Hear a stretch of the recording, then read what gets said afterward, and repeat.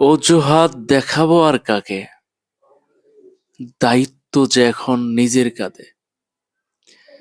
প্রিয় বন্ধুরা, আমরা এক সময় যখন আপনার বাবা মার অধীনে থাকতাম, স্কুল কলেজে পড়াশোনা করতাম, তো ওই সময়ে আপনার বাবা মার যে কষ্ট, হ্যাঁ ঘাম, কিভাবে আপনার উপার্জন আসতেছে বা কই থেকে টাকাটা আসতেছে, এই জিনিসটা আছে না, আমরা বুঝতে পারতাম না।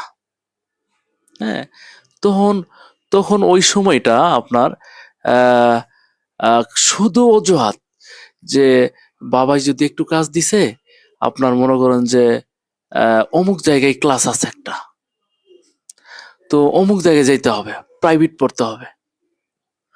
প্রিয় বন্ধুরা, আসলে এই জিনিসটা আসলে প্রত্যেকটা, শুধু আমার ক্ষেত্রে এরকম না, প্রত্যেকটা আসলে মানুষের ক্ষেত্রে এরকম আছে। প্রিয় বন্ধুরা, তো আসলে এখন আর অজুহাত কারে দিব?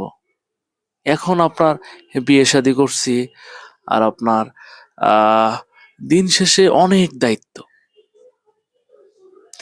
প্রিয় বন্ধুরা, আসলে এই দায়িত্ব, এই সময়টা বুঝতেছি যে আহ দায়িত্ব বড় খুবই নির্মম। দায়িত্ব খুবই একটা নির্মম, যা আপনার হ্যাঁ আহ আপনাকে কাঁধে নিতেই হবে এক সময়।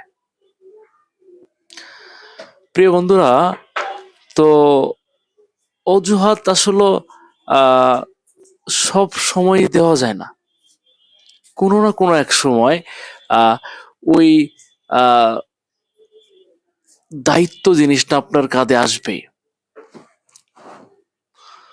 তো প্রিয় বন্ধুরা, আসলে ওই সময়ের কথা মনে পড়ে যে যে ছেলে পেলে আসলে বাবা মার কথা শুনে না, আর যে ছেলে পেলে আসলে বাবার যে ঘাম, বাবার যে ঘামের যে একটা মানে দৃশ্য, এই দৃশ্য দেখে যে ছেলে মানে বাবার ঘামের দৃশ্য যে ছেলে দেখতে পারে, এই ছেলে প্রকৃত পক্ষে ভালো মানুষ হয়।